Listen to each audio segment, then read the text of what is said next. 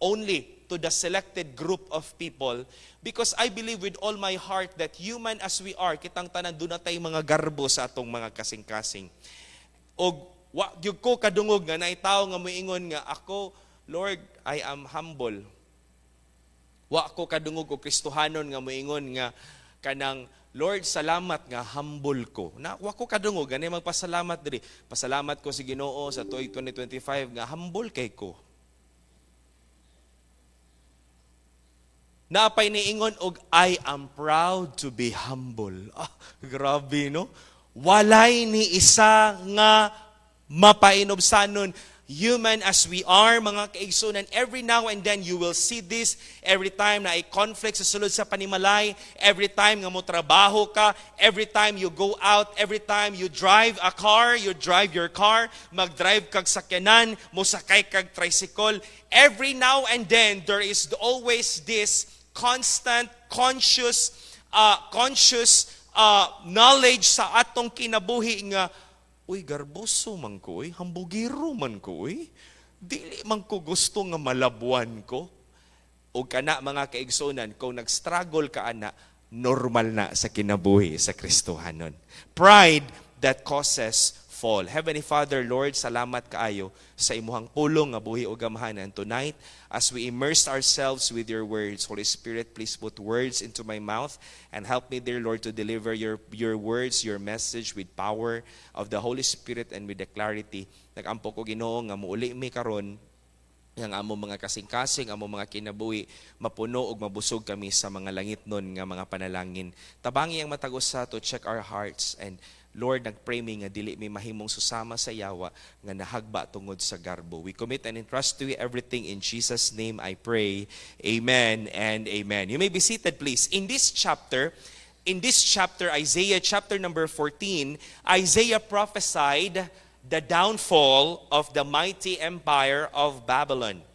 And in chapter number 14, again, when Isaiah prophesied the downfall of the mighty empire of Babylon, if you can still remember your Bible reading, Babylon was headed, or the king of Babylon was King Nebuchadnezzar. Og ning puli ang iyahang apo nga mao si King Belshazzar.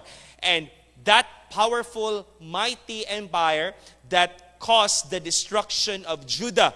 The Bible says that grabe ang iyahang pag-occupy sa tibuok mga kanasuran o mga lumulupyo in the Middle Eastern countries. And this mighty empire grew, and it has been well known in the historical records, mga kaigsunan, from excavations upon excavations, kining Babylonia, kaning empire sa Babylonia, it really existed.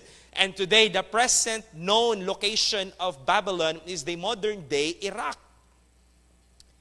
However, tonight, sa dihang gipanagna ni Isaiah ang paghagba sa hilabihan kagamhanan nga gingharian sa Babylon, also Isaiah similarly described its downfall to the downfall of the prideful angel of God called Lucifer. And so, sa atong gibasa mga kaigsunan, gihalintulad ni Isaiah ang paghagba sa empire sa Babylon sa paghagba sa angel nga gibuhat sa ginuhilabihan kanindot pero mapasigarbohon og hambugero arrogante nga anghel nga gitawag og Lucifer. And notice the word in verse number 12, notice the word fallen. How art thou fallen from heaven? It means that Lucifer was removed from his position. The Bible tells us, and many Bible scholars agree, that was called the chief of the cherub. Many Bible scholars believe that Lucifer was the choir director in heaven. And he is good, he is well known in music, and he is expert in music. Ug mo na nga usas sa mga butang gagamiton sa yawa to influence sa mga batanon ang mga alawiton, ang mga kanta. Dili tanang kanta iya sa Ginoo. I am sorry to tell you that. And we need to be careful with that. Mga kaigsunan, Lucifer fell because of his pride. And so, tonight, let me read to you a short history about the city of Babylon. The city of Babylon was completely destroyed in 689 BC by King Sennacherib, the Assyrian army. But it was rebuilt by Sennacherib's son in 539 BC. Darius the Mede captured the city. Daniel chapter 5, verse number 31. That's where we can find Darius the Mede. Iyahang gi-occupy, giyang gi-conquer ang empire, ang Babylon, mga kaigsunan, tungod kay ang apo ni Nebuchadnezzar nga si Belshazzar. He was so prideful nga sa diha nga nag-celebrate sila, mga kaigsunan, nag-feast sila sa ilang Diyos-Diyos. Gikuha nila ang mga gamit nga golden vessels dito sa temple nga ilahang gi-hoard, ilahang gilut gikan sa Temple of Jerusalem, gidala nila sa Babylon, katong ginagamit sa pari, sa dihang sila magserbisyo sa Ginoo. Katong mga kupa nga mga bulawan, mo ilang gigamit, gigisudlag ilimnon, para mag-inom-inom sila at tubangan sa ilang selebrasyon, sa ilahang Diyos-Diyos. And so God had enough with this prideful Gentile king, o gitugyan sila ni King Darius. And so, God delivered Babylon to Darius because of King Belshazzar's prideful heart. And notice, if you can still remember, nga ninggawas ang finger. Remember that in your Bible? Ninggawas ang finger, nga ning sulat sa dingding, mene, mene, tekel o parsin. It means that your days and your kingdom is numbered. Og pagkagabi, gisulong ni Darius ang Babylon o gipatay, giconquer ang empire sa Babylon. In the centuries that followed after the reign of King Darius, Babylon had its shining moments. But after the death of its last great conqueror, Alexander the Great, the city declined and soon was no more. Isaiah's prophecy was fulfilled, for the city was never rebuilt. Wala na, natukod pa pagbalik ang syudad, ang empire, ang usa sa dapit nga nailado sa tibuok kalibutan. Thus tonight, it might be unbelievable. It might be impossible for man to believe. When Isaiah wrote this, how art thou fallen from heaven? How art thou fallen from being on the top, Babylon? Mga kaigsunan, imposible kaayo sa huna-huna sa mga tao nga nakadungog sa mensahe ni Isaiah. Mga kaigsunan, mas kig-unsa ka-imposible sa ilang mga dalunggan, pero walay imposible sa atong buhi nga Dios. Walay naa sa ibabaw nga dili kaya sa Ginoo nga dalon sa ubos. Walay tao nga hambugero nga pamati niya nga murag wala nay makahilabot sa iyang kinabuhi. Pamati ra na niya, pero walay tao nga wala sa kamot sa atong buhi nga Dios. And so the Bible says in verse 16, notice the wonder of the people. In verse 16, the Bible says, and they that see, they shall narrowly look upon thee and consider thee, saying, is this the man that made the earth to tremble? Ang Babylon nahagba? Ang Babylon wala na, yuta na lang karon? Wa imposible sa Ginoo. And so, the phrase fallen from heaven in addressing Lucifer, it speaks of the loss of his position and glory. As I've said earlier, gihalintulad ang paghagba sa Babylon sa paghagba ni Lucifer gikan sa langit. His name, Lucifer, was his angelic name. And Lucifer means son of the morning.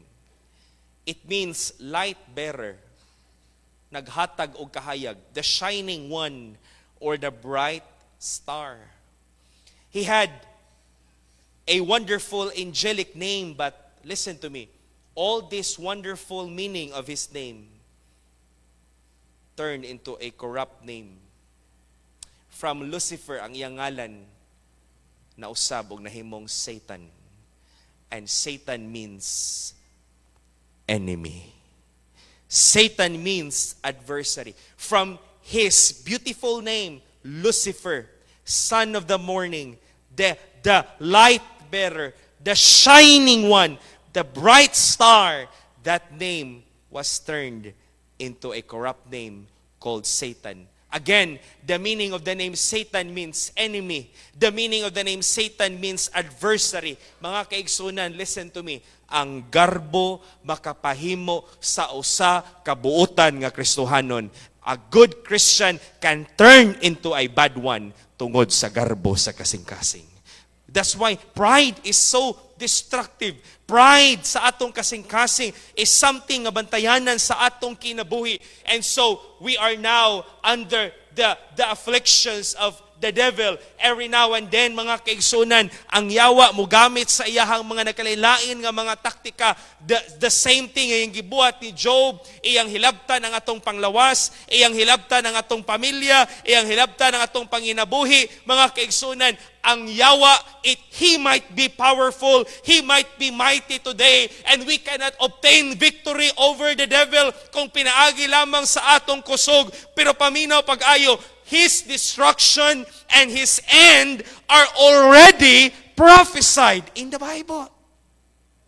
Despite of his end being prophesied in the Bible, still the devil continues to oppress the people of God because the devil's mind is so corrupted that he do not believe in the statements of the Word of God. Notice the following verses. Genesis chapter 3, verse number 15. Genesis chapter 3, verse number 15. This verse already prophesies the destruction or the end of Satan. Muna mga kumbati ta sa dihang buhi pata, sa dihang wa paning balik ang Ginoo, ang yawa maningkamot siya nga gub-on niya ang atong kinabuhi, gub-on niya ang atong testimonyo, pero maningkamot ta mga kaigsunan pinaagi sa grasya o kusog sa Ginoo, pinaagi sa giya sa balaang espiritu nga ang Kristohanon magpadayon ta tungod kay ang atong kaaway gidaog na sa atong buhi nga Dios. Satan is already destroyed. His destruction is already prophesied in the Bible. Ingon ang Genesis 3:15,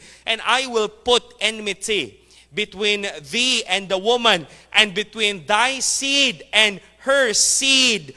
It shall bruise thy head. And thy mean it refers to the serpent, the devil. Ingon ng pulong sa Ginoo, and thou shalt bruise his heel. So this is now the prophecy. There is a combat, a friction between God's people and the people of Satan. Og usa ka adlaw mga kaigsunan, bunugon ang ulo sa yawa. It speaks of the destruction of Satan. Romans chapter 16, verse number 20. Romans chapter 16, verse number 20, the Bible says, and the God of peace shall bruise Satan under your feet shortly.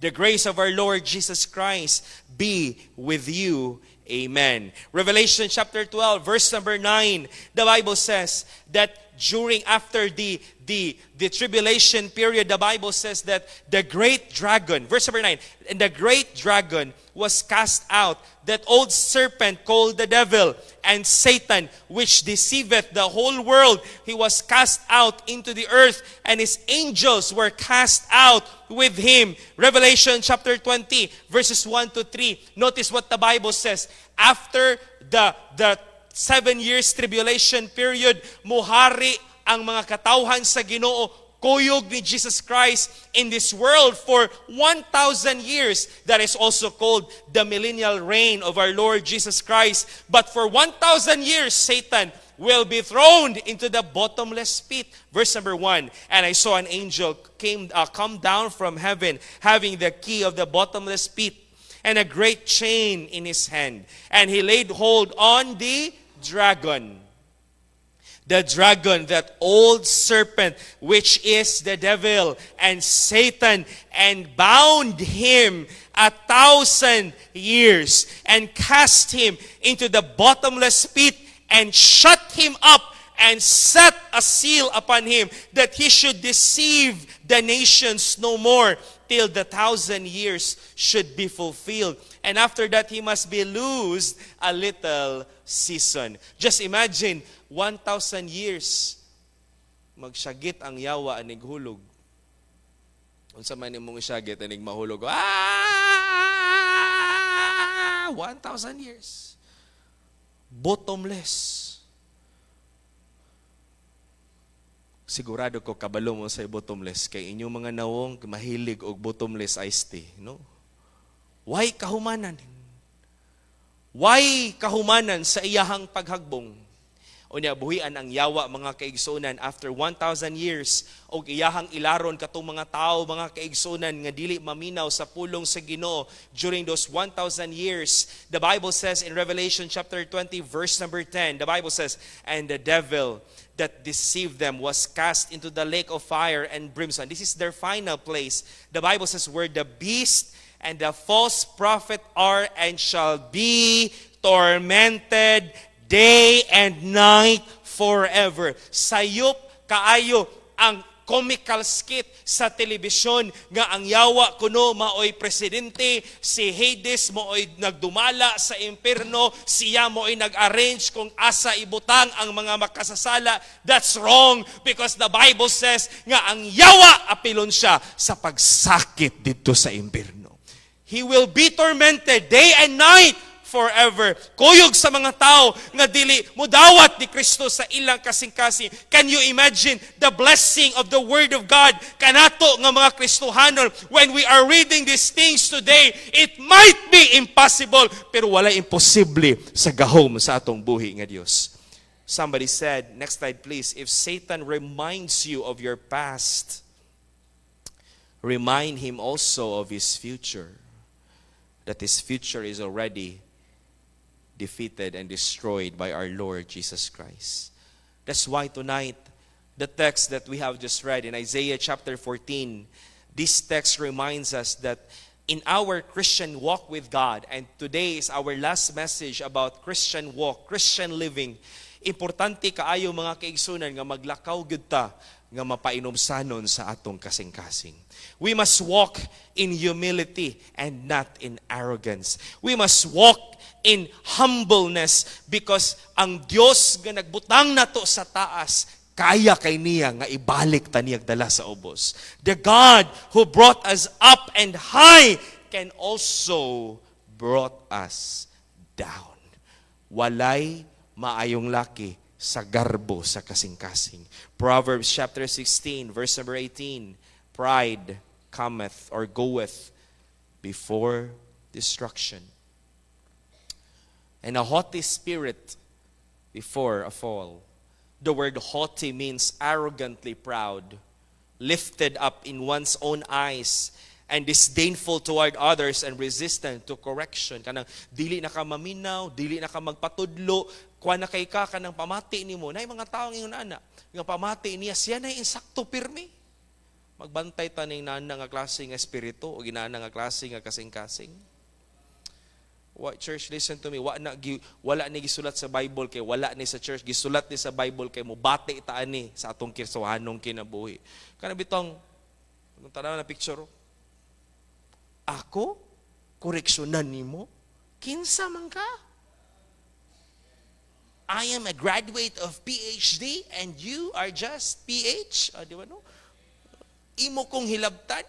Grabe. Kanang pastor diya sa Baptist, hilabtanon kayo, sige tagwalihan og sala. Kabata, panimo, kami tigulang nami. Uy, napay mas tigulang nato ang pulong sa Ginoo. We have the Word of God. And this is something that we must be careful sa atong kinabuhi tungod kay ang Kristohanon nga tikig og liog kung maparihat ta sa mga Hudiyo nga dili na ta mamati sa pulong sa Ginoo tungod sa garbo sa atong kasing-kasing. Usara gyud ang direksyon sa garbuso nga tao og dili pataas, paubos gyud na.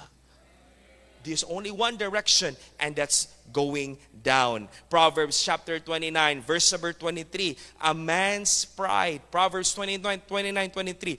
Paliw ko, operator, please. Let's read together. Verse number 23. Proverbs 29, 23. The Bible says, a man's pride. Everybody read. Go. A man's pride shall bring him low, but honor shall uphold the humble in spirit. So let us learn tonight how Satan started to fall. Number one, ang iyang pagkadautan, ang iyang pagkahambugiro o pagkagarboso. nagsugod sa iyang kasing-kasing. The wickedness of Satan's heart. And I will tell you this, magsugod ang garbo sa atong mga kasing-kasing. The Bible is very clear in verse 13. For thou hast said, look at your Bible, for thou hast said, verse 13, for thou hast said in thine heart. Thou hast said in thine heart. O sa iyang gistorya sa kasing-kasing, I will ascend into heaven. I will exalt my throne above the stars of God. I will sit also upon the mount of the congregation in the sides of the Lord. I will ascend above the heights of the clouds. I will be like the Most High. All of these prideful desires nagsugod sa iyahang kasing-kasing. I want this. Munang, every now and then, atong susiyon ang atong mga motibo sa atong kasing-kasing. Ako, Lord, gusto dyan ko, dungga kong pag-ampo, Lord B. Lord, padato ako, Lord B, kay gusto na ko nga muluhod silang tanan ako. Kanang anig-agin ako, Lord, muhapa good sila, Lord ba? All hail. Ano ba, no? Lord, kanang Lord, tigai kong sakyanan kay para kanang sikat kay ko, Lord ba? Nig-adto na ko og church, nig-abri,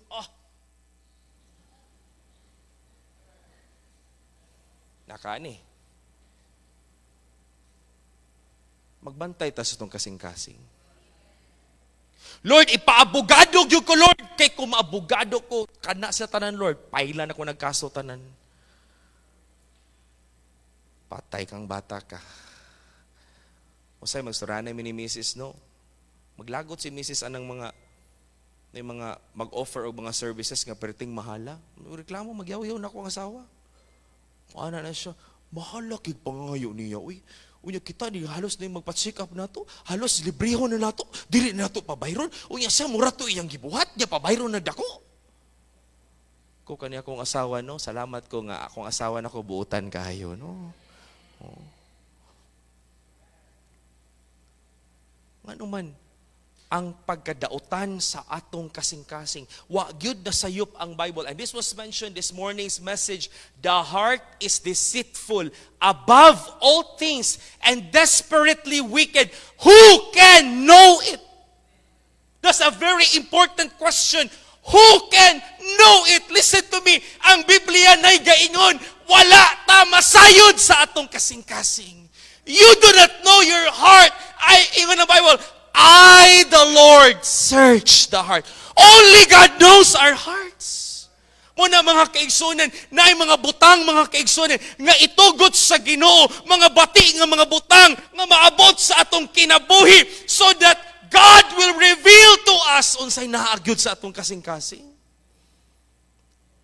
Unsay di na tubago datong pag-ampo, ngano man, i-reveal sa Ginoo unsay nasi mo kasing-kasing. Unsay ginasi mo kasing-kasing? Usay na yung mga tao nga iabot sa Ginoo sa imong kinabuhi nga magpasakit nimo para i-reveal sa Ginoo ang imong kasing. Usa mo ginaa sa tong kasing-kasing? Because we do not know our hearts. And that's the time nga makarealize ka, Lord, di mo gud mao Ginoong Dios. Lord, pasaylo ako sa akong kasing-kasing nga hilabihan kadautan. Paminaw gud mo pag-ayo ang atong kasing-kasing hilabihan kadautan. Munang kinahanglan ta makapamati sa pulong sa Ginoo. Pride comes when we lose the Lord as the first place in our hearts. And sometimes mga kaigsunan, dili ta magbantay, wala tayong mga ribulto dinhi, wala tayong mga imahe dinhi nga ato ang ginasimba, ginaludhan, pero usahay ang Dios sa Kristohanon ang atong kaugalingon. Dili na ta mamati sa kabubuton sa Dios. Kay gusto nimo nga ikaw ang matuman. That's why tonight our hearts should be guarded. Bantayi palihog ang imong kasing-kasing. So siha palihog ang imong kasing-kasing. Be conscious. Tungod kay ang garboso nga tao, di siya kabalo nga hambugiro siya. Notice the devil. He was so prideful and yet he did not realize nga hambugiro siya. Ako pasalamat ko nga dunay pulong sa Ginoo nga mag-reveal ka nato sa kamatuoran about sa atong kasing-kasing. We must examine our hearts all the time because pride is conceived in the hearts of men. Number 2, not only the wickedness of our hearts. Number 2, the wrongfulness of discontentment. Notice here, the 5 I wills. And this is a very common note about Isaiah chapter 14. The 5 I wills of the devil. I, ako. Di ba inanang tawang hambugero, no? Ako na good ni. Ay, ako na ni, sa piki ni. Wala rin ka, no? Grabe, wak ka nagkumpiyansa. Ayaw pagkuhan, ako na good.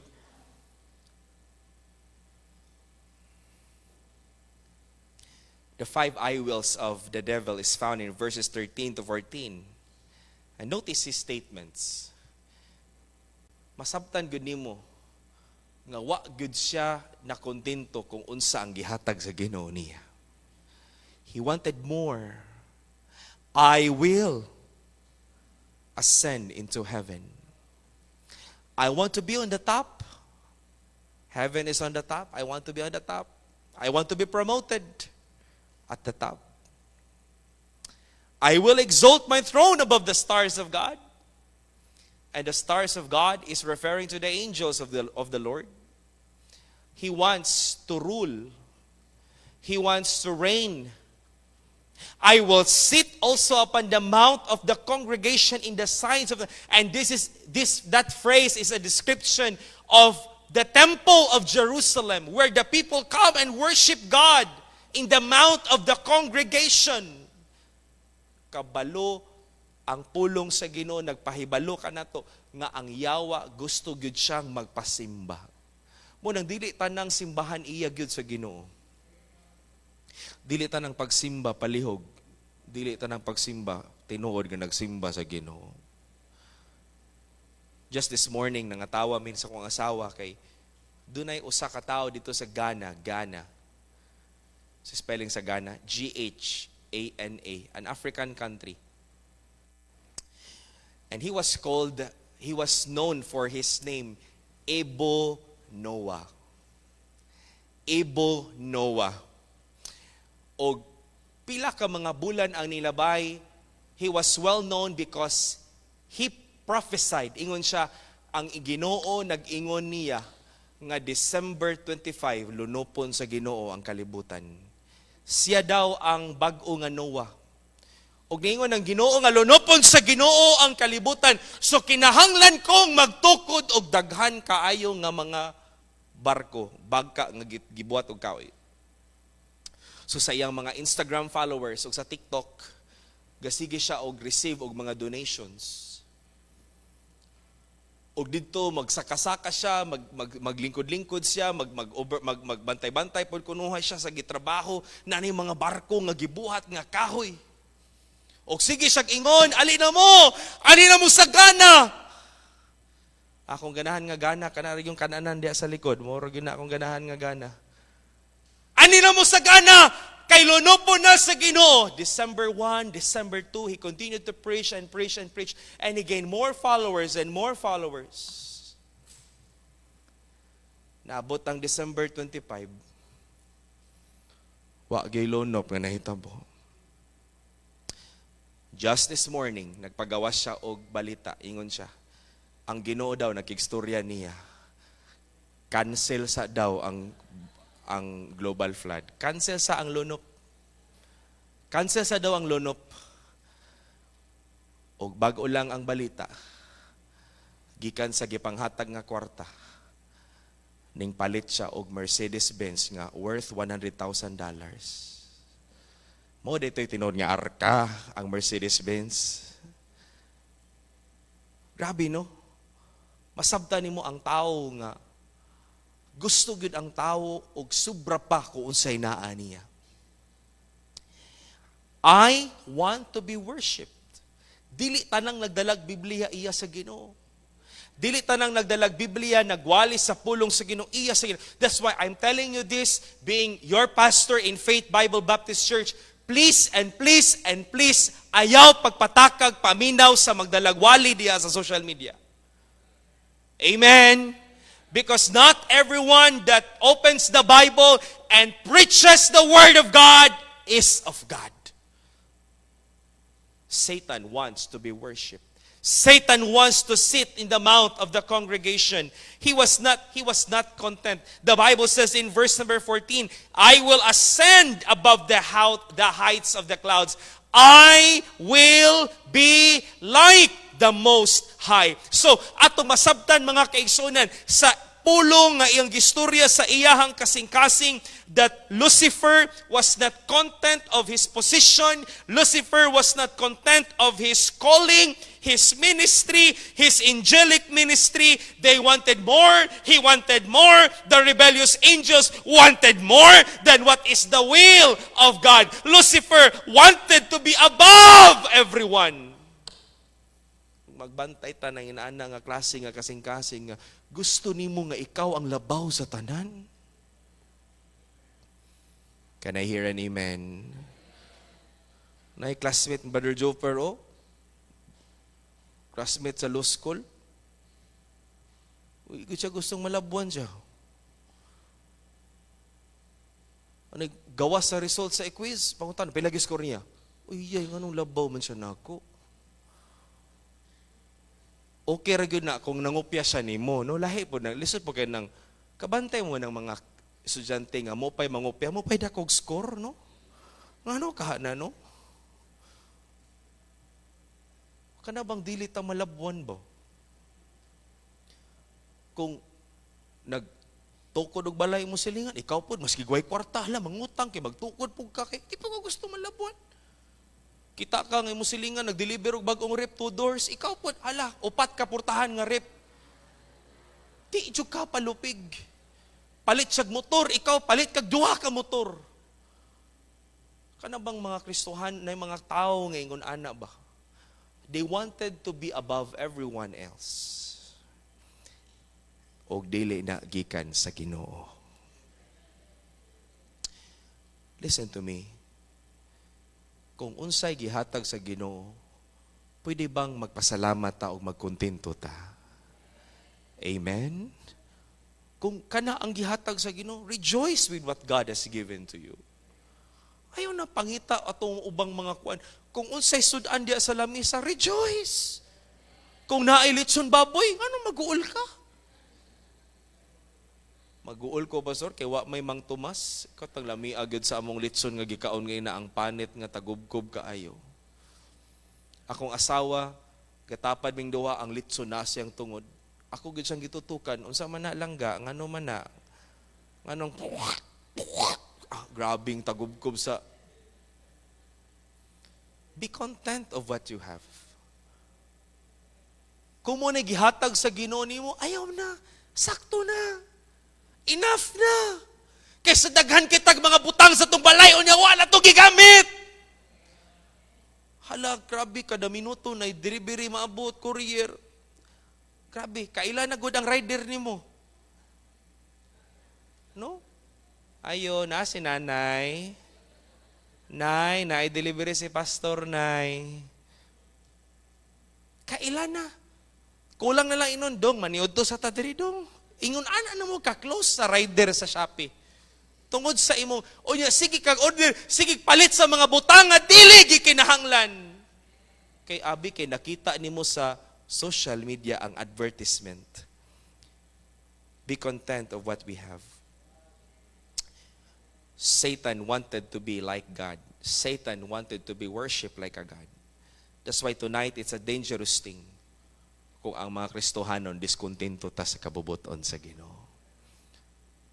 The wrongfulness of discontentment. And number 3 and the last, the warning of judgment. Proud people think that they are untouchable.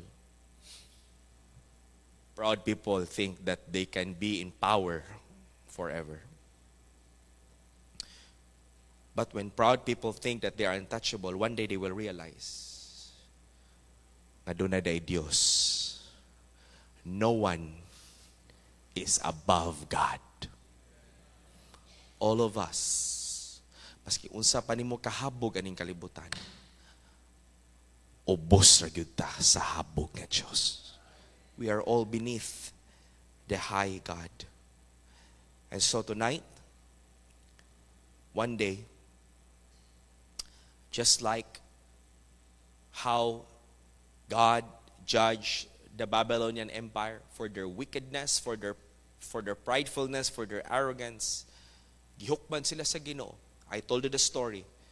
Belshazzar, one day, inom-inom siya, nagdaig sila sa ilahang mga Diyos-Diyos. Gigamit nila ang mga instrumento sa paghala dito sa templo nga ilang gikawat, gikuha nila. Og ning gawas ang kamot, mene-mene, tekel o parsin. Ingon ng Bible, timbang ka sa Ginoo og kulang ka karon matapos ang imong gingharian. The Bible says that night, Belshazzar was slain. Gisulong sila ni King Darius. Mga kaigsunan, dunay paghukom nga buhaton sa Dios. Usa ka adlaw ang yawa hukman sa Dios. Og ang Kristohanon nga mapahitason, hukman sa ka sa Ginoo. Una, paminaw gyud pag-ayo, dili gyud ta magpataas atong mga kaugalingon. James chapter 4 verse number 6, the Bible says, "But he giveth more grace, wherefore he saith, God resisteth the proud, but giveth grace unto the humble." Matthew chapter 23 verse number 12, "And whosoever," everybody, verse number 12, go. "And whosoever shall exalt himself shall be abased, and he that shall humble himself shall be exalted." Tonight, it is my prayer. I do not preach this message to pinpoint some person or some group of people. I preach this message because I believe that all of us, being a human being, do na gyud tay garbuso nga kasing-kasing. Kinsa na to diri ang walay garbo, taas kamot. Sa imo palang pagpataas, ang bugiro na ka, no? Wa gyud magkapataas na to. Kay kitang tanan, dunay garbo sa tong kasing-kasing. You know, every time I announce mga kadaugan sa mga Kristohanon, I would always remind, and you notice this, that every time mag-announce ko, nga dunay kadaugan si Brother Kwan, nakapasar si Kwan, nakaano si Kwan, nadawat sa trabaho, nainani, I would always remind you, nga dapat malipay ka sa kadaugan sa ubang Kristohanon. O dili ka masuya, dili ka mainggit. Nga, manong siya may gipanalanginan? Dapat ako na, di na ko mulamano na niya. I love the thrill that I feel. Padulong mo, nagtagbo, ikaw, ning agi ka dinhi, siya pod, ikaw, gigukod-gukod ka niya. Pagkabati. Pero I will tell you this, kung kamao lang ta magpaubos, doon na tayo kalipay kung panalanginan ng ubang mga Kristohanon. Kung doon na sila'y kadaugan, malipay ka. Kung doon na sila'y kagulanan, magguol ka. Ang kuyaw og nag-uol sila niya, ikaw naglipay ka, kana lahi na ang istorya na. Pero kinahanglan kita mga Kristohanon, kamao ta magpaubos atong kaugalingon. I remember a story of a couple.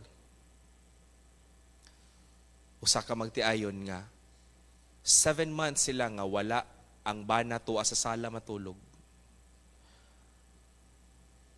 Tungod kay sa usa lang kahigayon nga ang asawa nalimot siyag hipos sa iyang bulingon. Nalipot ang asawa ba nalimot siyag hipos sa iyang bulingon. Perting sukuha sa bana, ikaw tama kay ikaw, kay Kwan, kaway ka, unya, that was the only time nalimtan lang niya. Nalimtan lang yun niya hipos ang bulingon. Pertig yung sukuha sa asawa na tandog ang iyang garba. And this is a true story. Tungod sa iyahang pagkasakit nga natandog ang iyang garbo, ang iyang bana, iyang gipatulog sa sala og 7 ka bulan. Can you imagine? And during the time nga nagstoryahanay sila, ang asawa nga nasa kwarto, gatagad na gid siya. Nga moadto ang iyang bana. O maglabing-labing niya, okay na, suri na gud to. Pero ang asawa nga gatagad, wa gyoy bana. Ang bana pod nga tuwa sa sala, gatagad pod sa nga iyang asawa mo duol niya.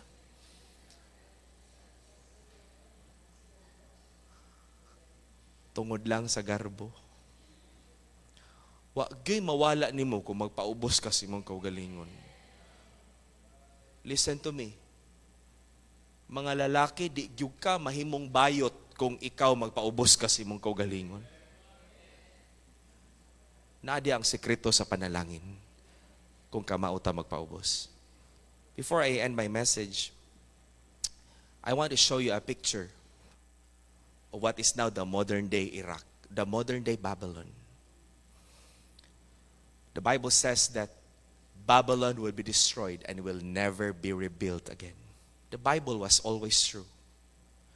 Right now, mauna lang na ang Timailhan. What was once a big city, a powerful empire, collapsed, turned into dust. Ingon ang pulong sa Ginoo nga ang Babylon puy-an og mga mananap. Og mo na ang nahitabo. Next slide please. I think there's still another picture. That's it. Munang di kita magpanghinambog. Kay we are all nothing before God. Maski unsa pa ang naabot natos nung kinabuhi. For the year 2026, giunsa ta pagbubog panalangin sa Ginoo. We are all empty and we are all nothing. It's only by the grace of God. Tonight, I hope and pray nga atong susihon ang atong mga kasing-kasing. Dungo sa ulo, piyong sa mga mata. Heavenly Father, I know that your word has been preached. Tonight, Lord, nagampo ko. Natigaan minimo kasing-kasing nga magsusi sa among mga kinabuhi. Tonight, as the year ends, and the message is all about how we ought to walk in humility. Gihangyo tika sa pagtindog, manindog tang tanan. As the piano plays softly, may I challenge you tonight to come to the altar and say, Lord, will you please help me to walk in humility and not in arrogance? Will you come and say, Lord, tabangi ko that I would not be a haughty person. I would be teachable. I would love correction. I would love those people nga magbadlong nako. Will you come tonight and say, Lord, gusto nako Ginoong Dios nga imo kong panalanginan ang blessing wala sa pagpataas.